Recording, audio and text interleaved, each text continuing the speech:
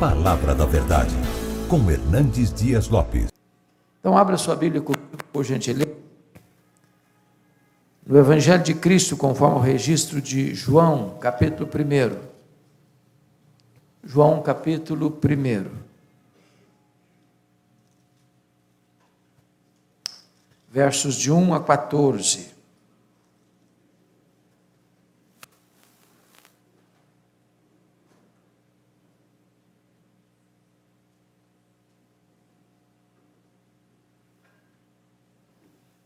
Peço que você, após a leitura, mantenha sua Bíblia aberta nesta passagem, por gentileza.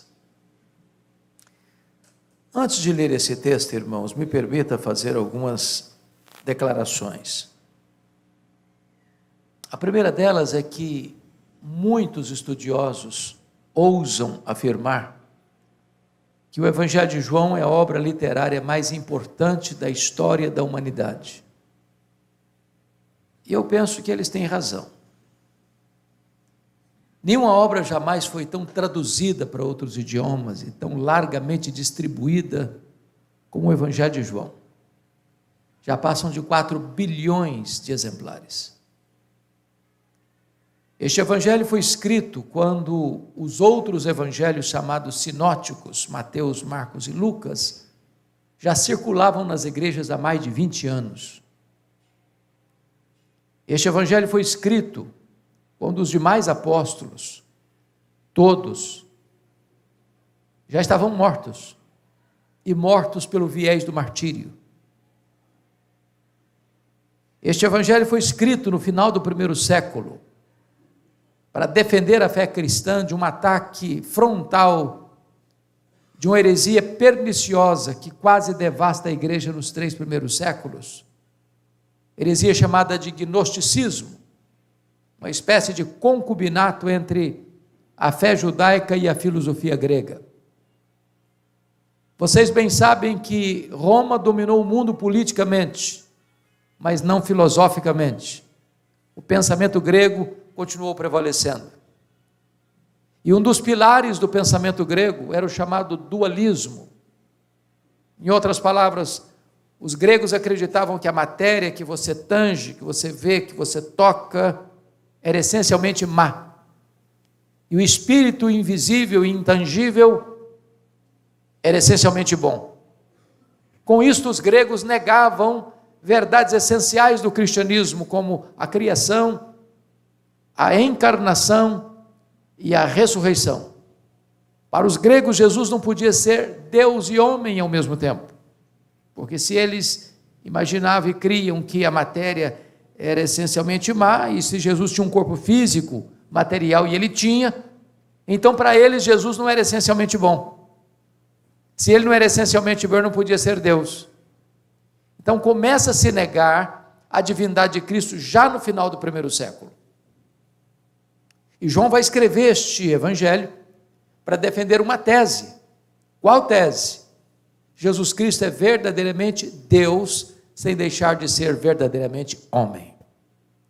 Ele não deixou de ser Deus ao encarnar-se, e ele não deixou de ser homem ao retornar para o céu como Deus. Então aqui, na introdução deste evangelho, versos de 1 a 14, João vai abrir as cortinas da eternidade, João vai acender as luzes dos holofotes no palco da história e vai revelar-nos Jesus, o nosso glorioso Redentor. E João faz assim: no princípio era o Verbo, e o Verbo estava com Deus, e o Verbo era Deus. Ele estava no princípio com Deus. Todas as coisas foram feitas por intermédio dele, e sem ele nada do que foi feito se fez. A vida estava nele, e a vida era a luz dos homens. A luz resplandece nas trevas, e as trevas não prevaleceram contra ela.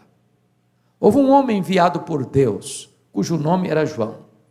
Este veio como testemunha para testificar a respeito da luz, a fim de todos virem a crer por intermédio dele. Ele não era a luz, mas veio para testificar da luz, a saber, a verdadeira luz que vinda ao mundo ilumina a todo homem.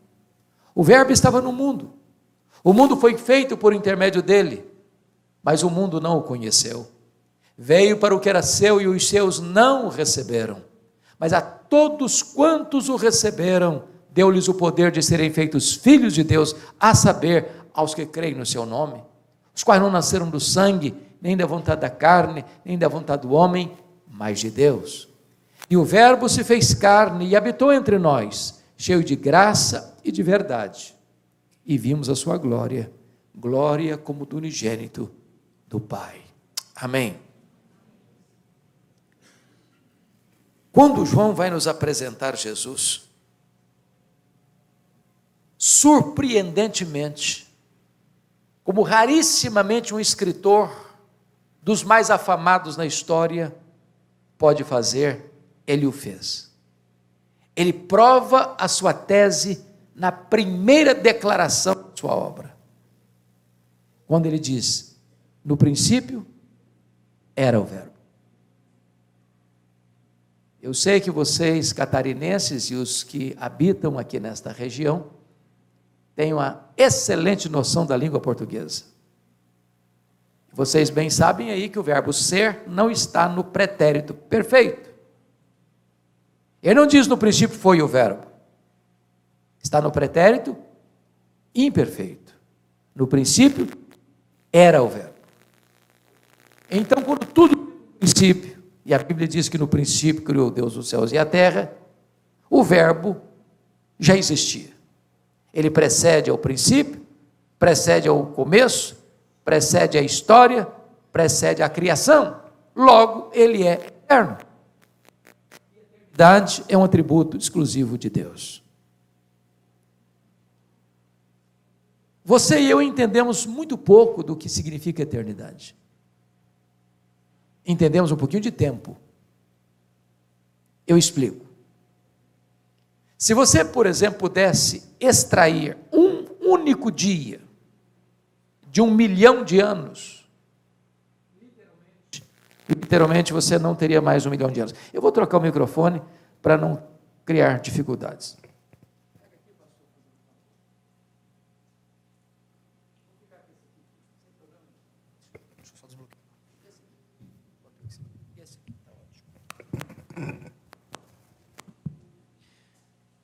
Então, se você tirar um único dia de 1 milhão de anos, você não tem mais literalmente 1 milhão de anos, certo? Óbvio, claro. E se eu lhe perguntar assim, e se você tirar 1 milhão de anos da eternidade, quanto lhe resta? A eternidade. E se você tirar 1 bilhão de anos da eternidade, quanto sobra? A eternidade. Logo, a eternidade não é tempo. Logo, você e eu não entendemos tão bem o que é eternidade. Sabe por quê? Porque a eternidade é um atributo exclusivo de Deus e o verbo é eterno, portanto, ele é Deus. E João diz que o verbo estava com Deus. Essa expressão significa que estava face a face com Deus. Ora, se Deus é um ser pessoal, e se o verbo estava face a face com ele, logo o verbo não é um ser impessoal, como pensavam os gregos, mas um ser pessoal, da mesma essência, da mesma substância, Deus de Deus, luz de luz, coigual, coeterno e consubstancial com o Pai. E o verbo era Deus, diz João, não um ser inferior a Deus, como pensara Ário de Alexandria, não apenas um ser superior aos anjos, mas um ser da mesma natureza de Deus, tendo os mesmos atributos de Deus, realizando as mesmas obras de Deus. Então, eu preciso concordar com o pensador cristão C.S. Lewis, quando disse o seguinte: com respeito a Jesus, você só tem 3 opções. Ou ele é um mentiroso, ou ele é um louco, ou ele é Deus. Se ele não é quem ele disse ser, é um mentiroso. Se ele não é quem ele pensou ser, é um louco. Mas se ele é quem ele disse ser, bom, então ele é Deus.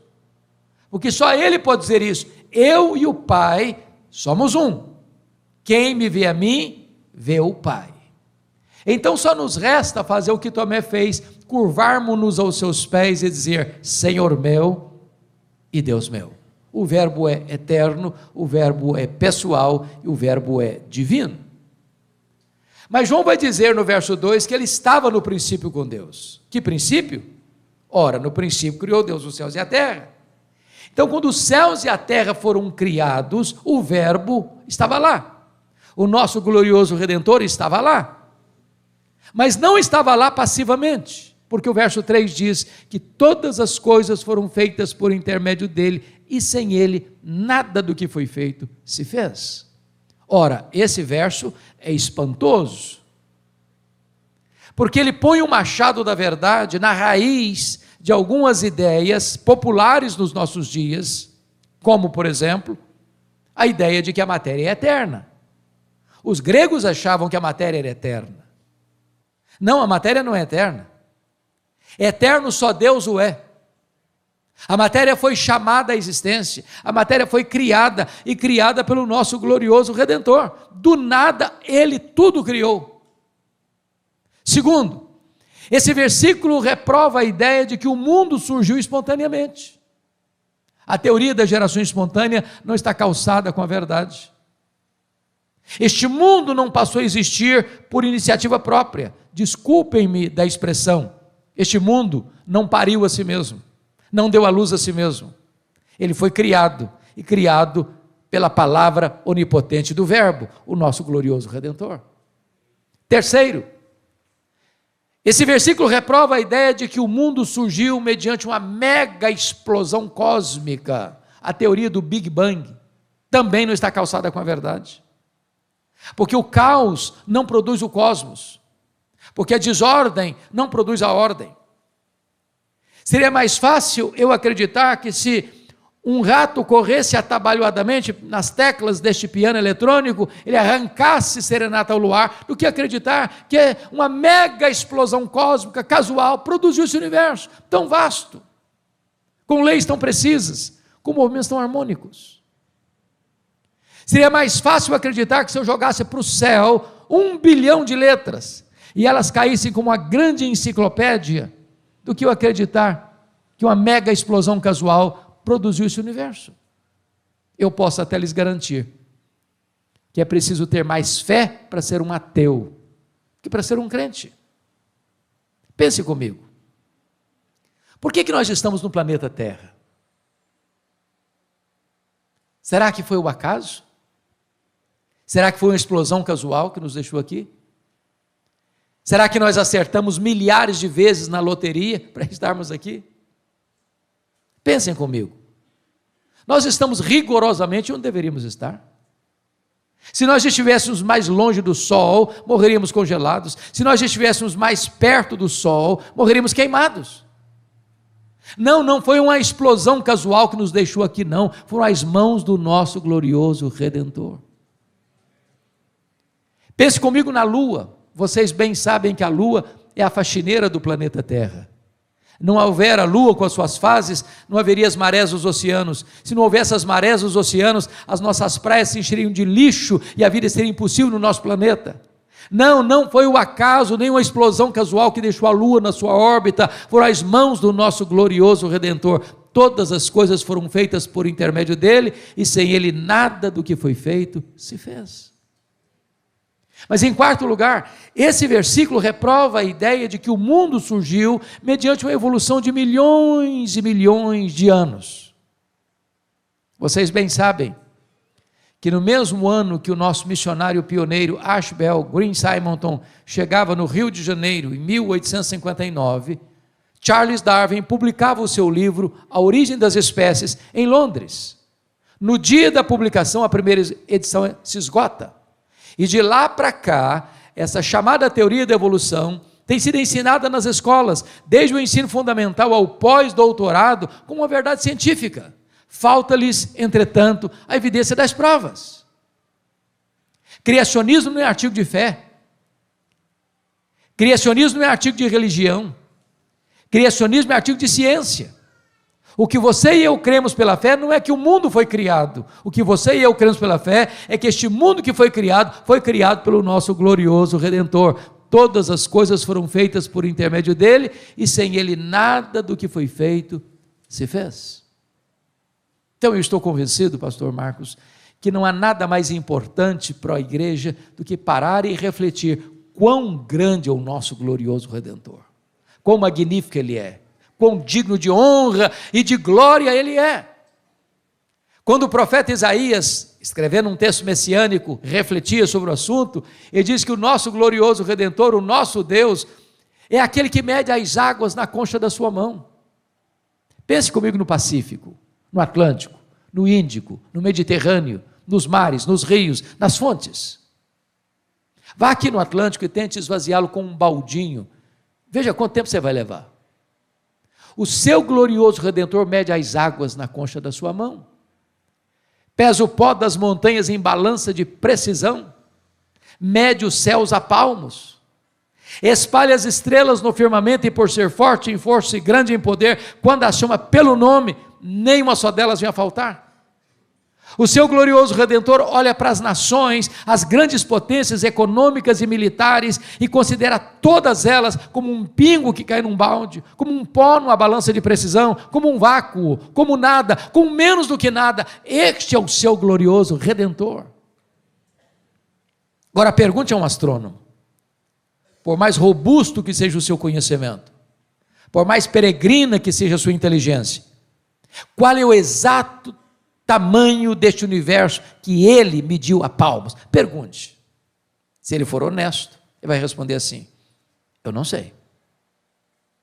E quando ele diz eu não sei, ele não está confessando a ignorância absoluta.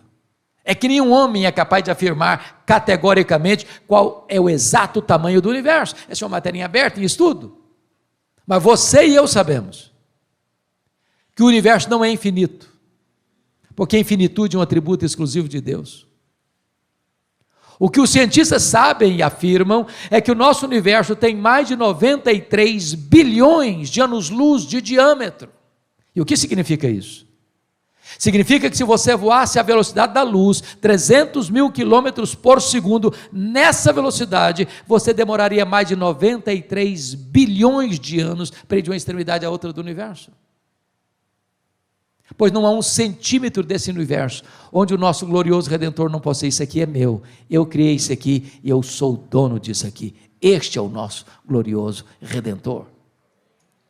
Pergunte a um astrônomo quantas estrelas existem. Sabe qual é a resposta dele? Eu não sei. Mas o que eles sabem e afirmam é que há mais estrelas no firmamento que todos os grãos de areia de todas as praias e desertos do nosso planeta.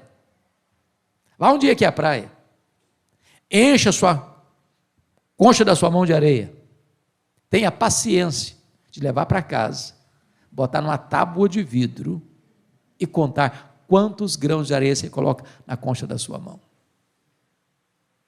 O prefeito Ciro foi fazer isso agora em Guarapari, em janeiro. Estava lá de férias, falei: eu vou fazer isso.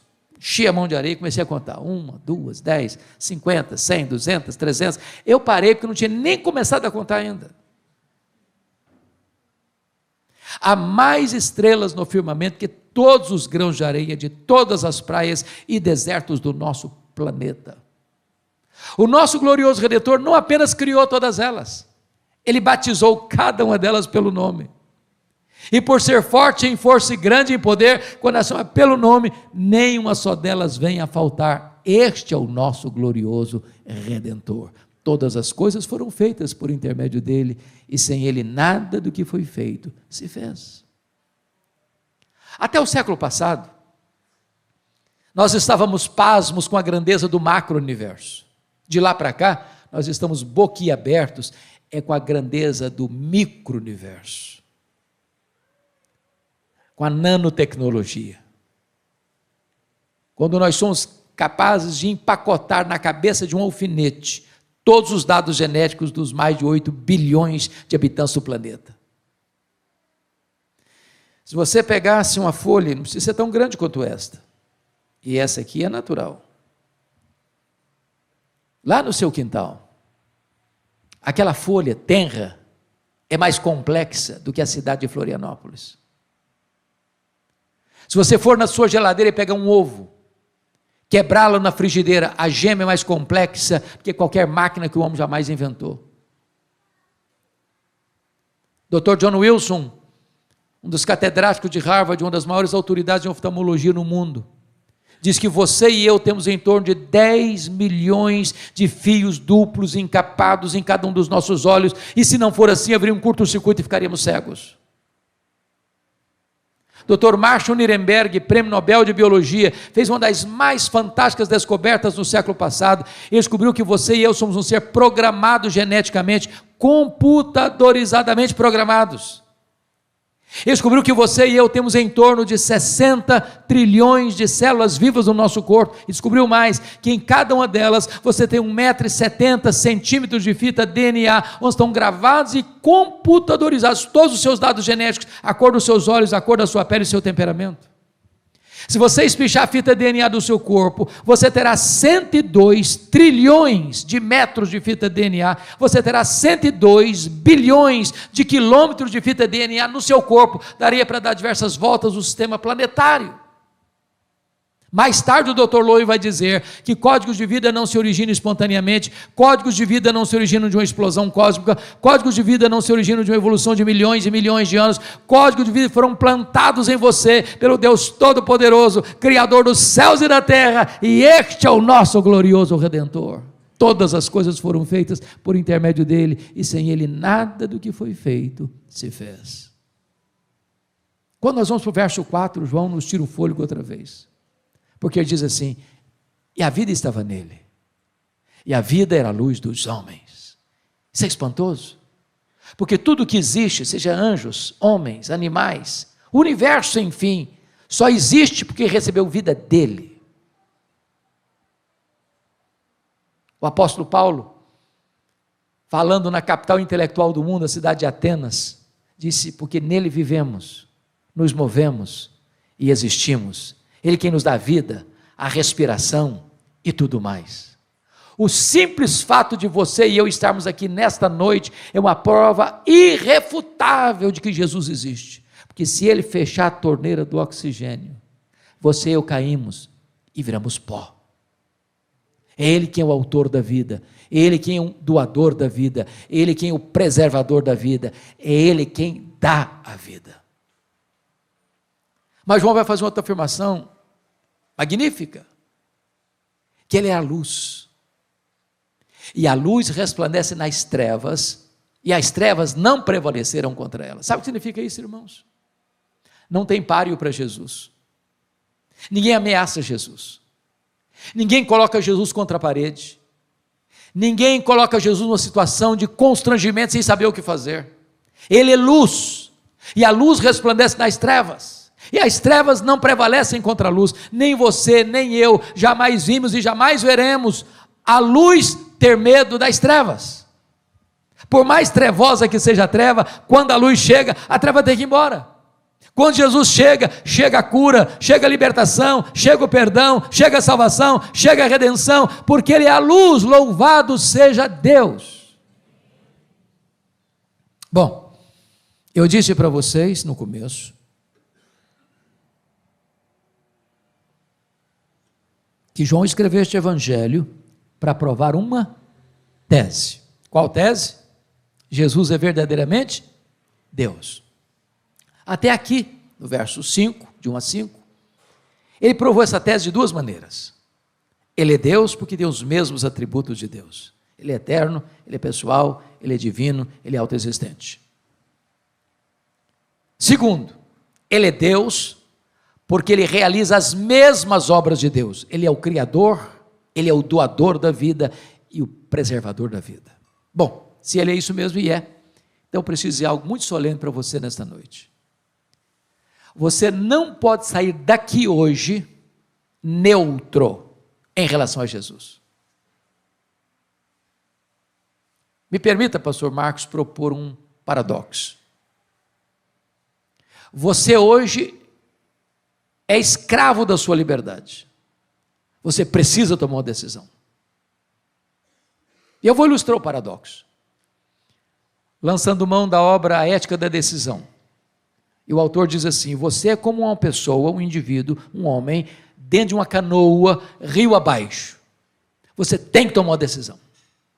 Ou você rema e ancora a canoa na margem do rio, ou você pula da canoa e nada até a margem do rio, Ou você finge que não tem abismo e fica dentro da canoa, até ser esmagado pela fúria das águas. Só uma coisa você não pode deixar de fazer: tomar uma decisão. Talvez você argumente assim: bom, pastor, eu fui convidado para estar aqui, até estou gostando de estar aqui, mas eu preciso dizer que eu não quero tomar decisão, eu não vou tomar decisão, eu tenho raiva de quem decide, e eu estou indeciso. Pronto, falei. Eu quero dizer para você que a indecisão é uma decisão. A indecisão é a decisão de não decidir. Só que com respeito a Jesus isso é impossível, pois foi ele quem disse: quem não é por mim é contra mim, quem comigo não ajunta, espalha. É por isso que a partir do versículo 6, João vai mostrar para nós 3 decisões em relação a Jesus, e a pergunta: qual é a sua nesta noite? A primeira decisão está aí nos versículos 6 a 9, é a decisão de João Batista. Houve um homem enviado por Deus cujo nome era João.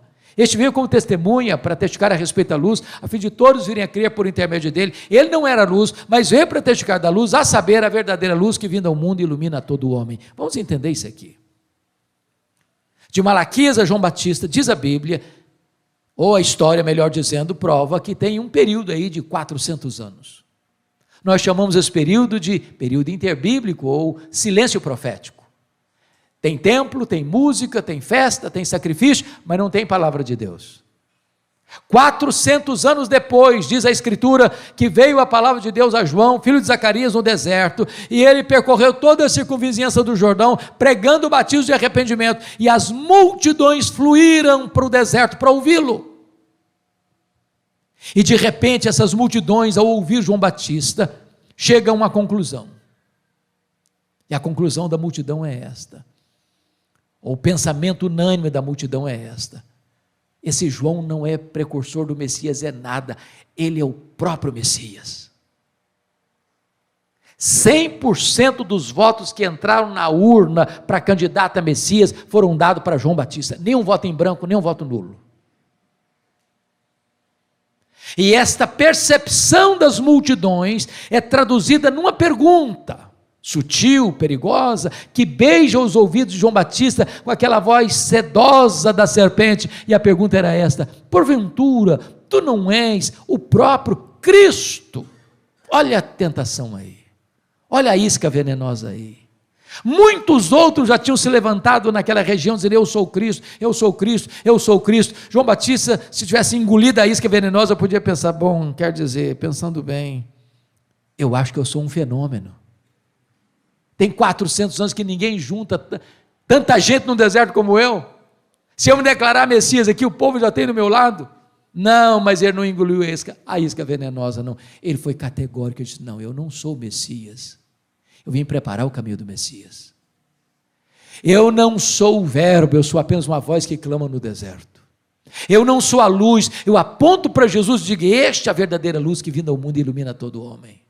Eu não sou o cordeiro, eu aponto para Jesus e digo: este é o cordeiro de Deus que tira o pecado do mundo.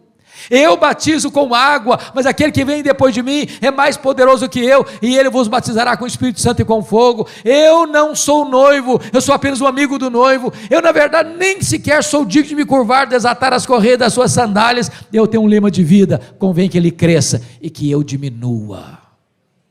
A primeira decisão, meus irmãos, foi reconhecer a primazia de Jesus e dar toda a glória ao Senhor Jesus. Você tem feito isso na sua vida? Você reconhece que Ele é o único que deve receber honra, glória e louvor? Bom, vejamos a segunda decisão. Confira comigo os versos 10 e 11. O verbo estava no mundo, o mundo foi feito por intermédio dele, mas o mundo não o conheceu. Veio para o que era seu, mas os seus não o receberam. Quem são os seus aí? Os judeus, a nação de Israel. Mas não receberam por quê? Falta de evidências? Não, falta de fé. Falta de luz? Não, falta de olhos. Toda a história do Antigo Testamento, meus irmãos, aponta para Jesus. Jesus é a semente da mulher que nasceu para esmagar a cabeça da serpente. Jesus é o descendente de Abraão, em quem todas as famílias da terra são abençoadas. Jesus é simbolizado pelo Cordeiro da Páscoa. Jesus é simbolizado pela coluna de nuvem e pela coluna de fogo. Jesus é simbolizado pelo maná que caía e pela água que brotava da rocha. Jesus é simbolizado pelo tabernáculo. Jesus é simbolizado pela arca da aliança. Jesus é simbolizado pelo templo. Jesus é simbolizado pelas festas. Jesus é simbolizado pelos sacrifícios. Jesus é simbolizado pelo sábado. Tudo era sombra dele, e ele é a realidade. Na plenitude dos tempos, diz a Bíblia, ele veio, nascido de mulher, nascido sob a lei, o verbo se fez carne, e ele andou por toda parte fazendo bem, libertando os oprimidos do diabo. Os cegos viram, os surdos ouviram, os mudos falaram, os coxos andaram, os mortos ressuscitaram, mas os seus não o receberam.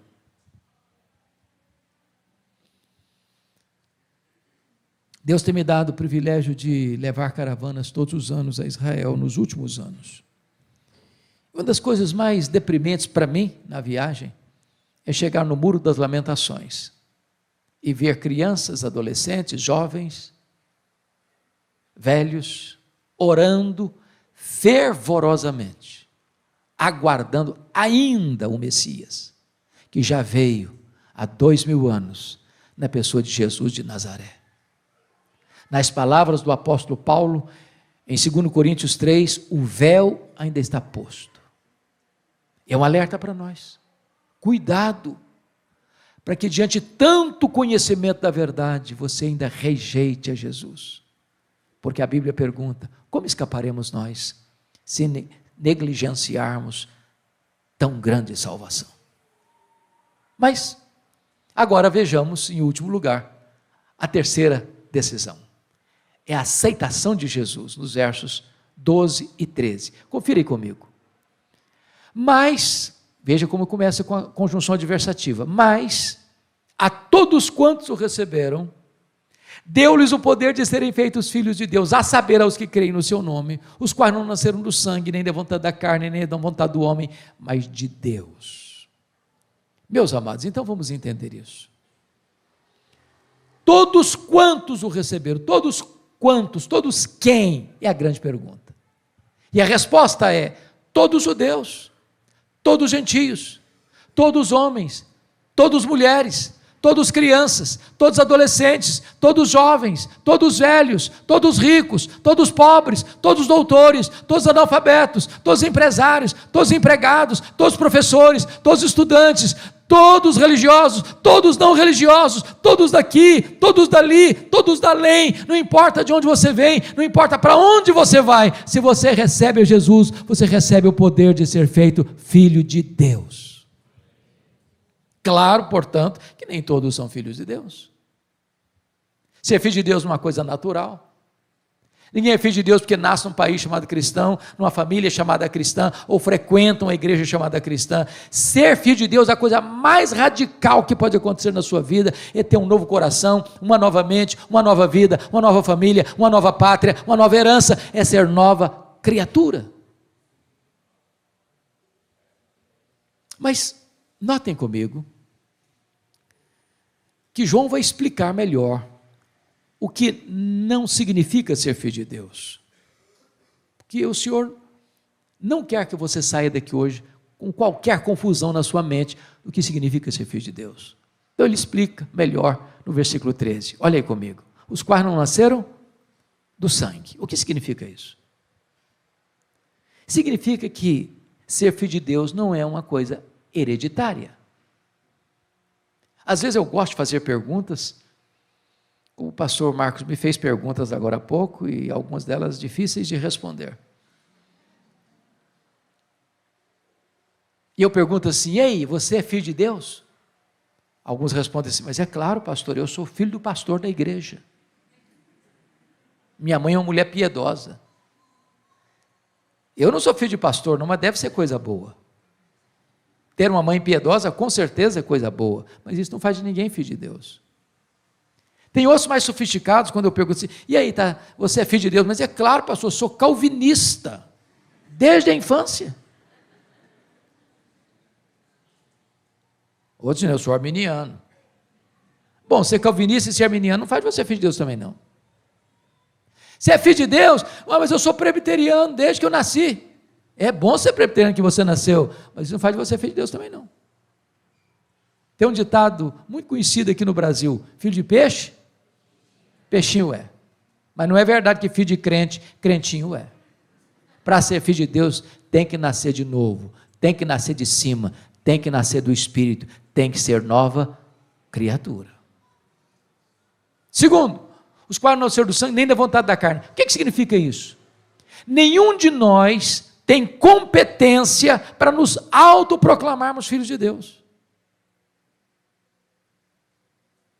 A salvação não está na sua mão, nem na minha, nem na mão da igreja, nem na mão da denominação. A salvação está na mão de Deus. Só Deus pode fazer de você seu filho. E a condição que Ele requer é essa: todos quantos receberam a Jesus, deu-lhes o poder de serem feitos filhos de Deus. Então deixa eu ilustrar isso. Imagine você num feriado longo, você vai sair com a sua família para a região bucólica, para as montanhas mais belas de Santa Catarina, que vocês têm tantas. Imagine aquele cenário do arvoredo frondoso, com a cabeleira esvoaçando pelo soprar do vento, a grama verde farfalhante, um regato de águas cristalinas rasgando os jardins engrinaldados de flores, o passaredo a cantar, as borboletas enchendo o espaço de cores, aquele aroma tão gostoso, inebriante, que exala das pétalas aveludadas, e tudo enchendo o espaço de poesia, de encanto. De repente aquela brisa gostosa tocando o seu rosto, e você exalta a beleza da criação e diz: você quer saber de uma coisa? A partir de hoje eu me faço filho de Deus. Bonito, não? Mas impossível. Impossível. Só o próprio Deus pode fazer de você seu filho. Terceiro, os quais não nasceram do sangue, nem da vontade da carne, nem da vontade do homem. Sabe o que significa isso? Ninguém pode dizer para você: seja filho de Deus. Nem os patriarcas, nem os profetas, nem os apóstolos, nem os pais da igreja, nem os reformadores, nem os avivalistas, nem Paulo, nem Pedro, nem Maria, nem o Papa, nem o sacerdote, nem o pastor, nem a igreja, nem qualquer concílio eclesiástico. Só o próprio Deus pode fazer de você seu filho. Salvação pertence ao Senhor. Bom, agora João vai nos levar para a conclusão, no versículo 14. O que está escrito aí? E o verbo se fez carne. No ano 325, por convocação do imperador Constantino, reúne-se o primeiro concílio geral da igreja em Niceia. Naquela época, um herético lá de Alexandria, do Egito, estava espalhando uma heresia, dizendo que Jesus não era Deus. E Deus levantou um homem chamado Atanásio para refutar as teses heréticas de Ario. E maravilhosamente, pastor Marcos, ele escreveu um livro, no século IV, está em língua portuguesa já. Encarnação, o maior mistério do cristianismo. E é mesmo. Se não, vejamos. O que está escrito aí? O verbo se fez carne. A pergunta é: que verbo? E a resposta é: o verbo eterno, pessoal, divino, autoexistente, criador. O verbo que é Deus, infinito, imenso, imutável, onipotente, onipresente, onisciente, transcendente, soberano, que nem os céus dos céus pode contê-lo. Diz o apóstolo Paulo em Filipenses 2,6, que ele a si mesmo se esvaziou. Ele não foi esvaziado, ele se esvaziou. Sendo transcendente, maior do que tudo que existe, ele foi se esvaziando, e se esvaziando, e se esvaziando, a ponto de se transformar num zigoto, num embrião, num feto, num bebê, que nasceu de uma virgem, foi enfaixado em panos e deitado numa manjedoura. Aquele bebê era o Criador do universo. E diz o texto que ele veio para habitar entre nós. Ele não veio para habitar longe de nós, não. Ele vestiu pele humana. Ele calçou as sandálias da humildade, Ele pisou o nosso chão, Ele comeu o nosso pão, Ele bebeu a nossa água, Ele sentiu a nossa dor, Ele chorou a nossa lágrima, Ele carregou sobre o seu corpo no madeiro os nossos pecados, Ele morreu pelos nossos pecados, Ele ressuscitou para a nossa justificação, Ele voltou para o céu, Ele derramou o Espírito Santo, Ele está sentado no trono e Ele vai voltar para buscar a sua igreja. Mas Ele não veio cheio de justiça e juízo. Ele nos fulminaria. A Bíblia diz que o melhor de nós, as nossas justiças, aos olhos dele não passam de trapos de imundícia. Por isso que ele veio cheio de graça. Graça. Nos apanhou arruinados, sujos, depravados, condenados, mortos os nossos delitos e pecados, e Ele nos deu vida, e Ele nos limpou, e Ele nos lavou, e Ele nos transformou, e Ele nos fez assentar com Ele nas regiões celestes, acima de todo principado e potestade. E João conclui assim: e vimos a sua glória, glória como do unigênito do Pai. Vocês que são alunos de escola bíblica dominical, vocês que são bem instruídos na verdade, sabem que glória não é um atributo de Deus, como o é a santidade, a justiça, a misericórdia. Glória é um termo teológico que representa todos os atributos de Deus na sua expressão máxima. Por exemplo, quando Deus mandava um profeta lá no Velho Testamento, via de regra ele apontava por um atributo de Deus. Isaías enfatizou a santidade, Amós enfatizou a justiça, Oséias enfatizou a misericórdia, mas quando Jesus veio, ele não veio para enfatizar aquele atributo, ele veio para revelar Deus no sentido pleno. Sabe por quê? Ele era a exata expressão do ser de Deus, ele era o resplendor da glória, nele habitou corporalmente toda a plenitude da divindade. Por isso só Ele pôde afirmar: quem me vê a mim, vê o Pai, porque eu e o Pai somos um. Então está provada a tese de João: Jesus é Deus. Mas eu não poderia terminar, meus irmãos, sem fazer duas breves aplicações. Sabe o que me encanta, Ciro?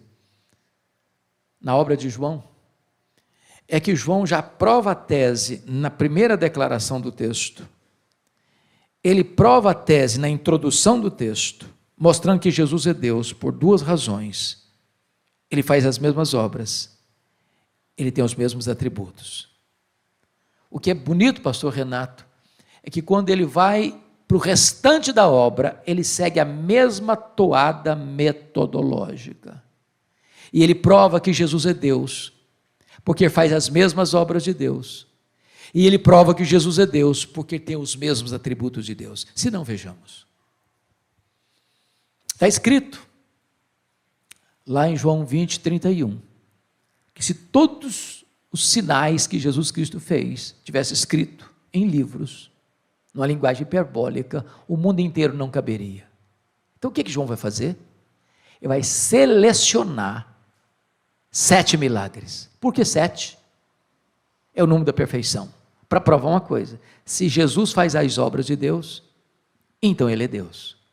Primeiro milagre, capítulo 2, Ele transforma água em vinho. Segundo milagre, capítulo 4, Ele cura o filho do oficial. Terceiro milagre, capítulo 5, Ele cura o paralítico de Betesda. Quarto milagre, capítulo 6, Ele multiplica pães e peixes. Quinto milagre, capítulo 6, Ele anda sobre o mar. Sexto milagre, capítulo 9, Ele cura o cego de nascença. Sétimo milagre, capítulo 11, Ele ressuscita Lázaro. Se Ele faz as obras de Deus, então Ele é Deus. Está provada a tese de João. Mas em segundo lugar, Ele é Deus porque tem os mesmos atributos de Deus. O que João vai fazer? Ele vai pegar uma declaração de Jesus, João 8,58. Antes que Abraão existisse, eu sou.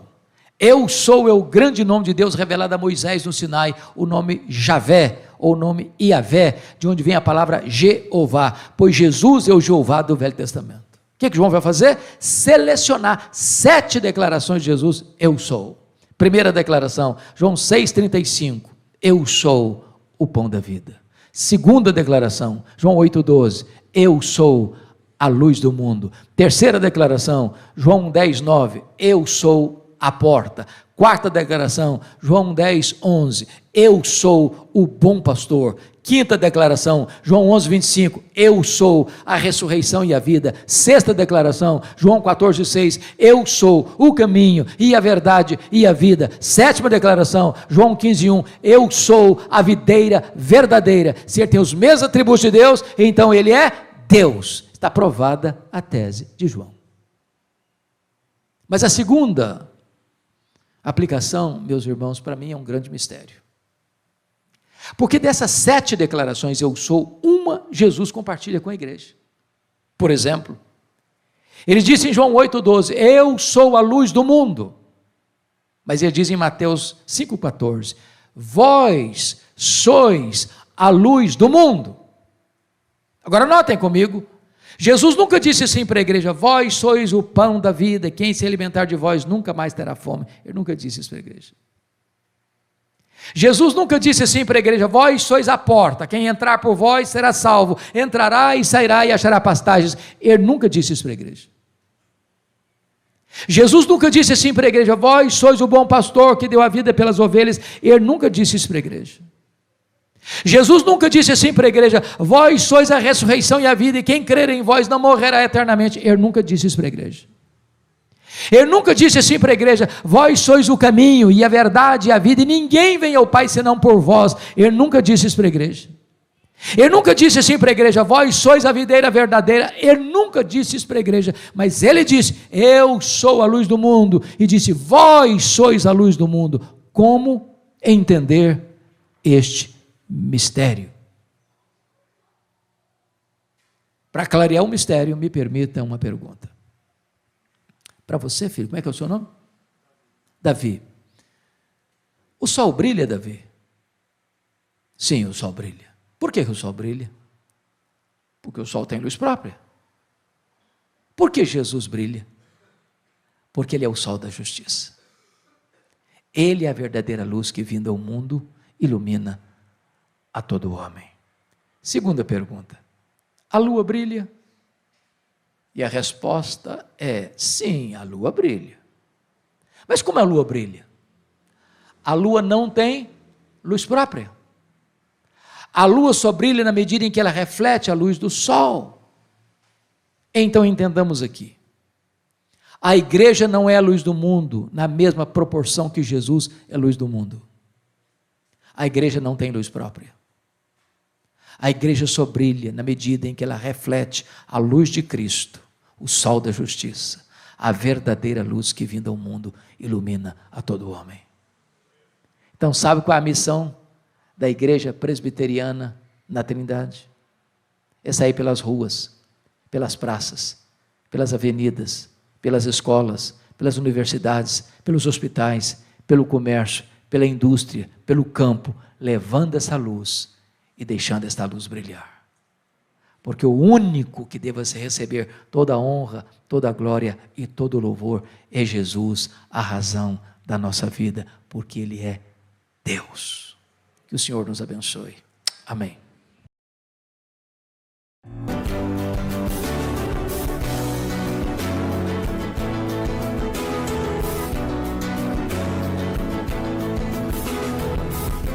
Palavra da Verdade, com Hernandes Dias Lopes.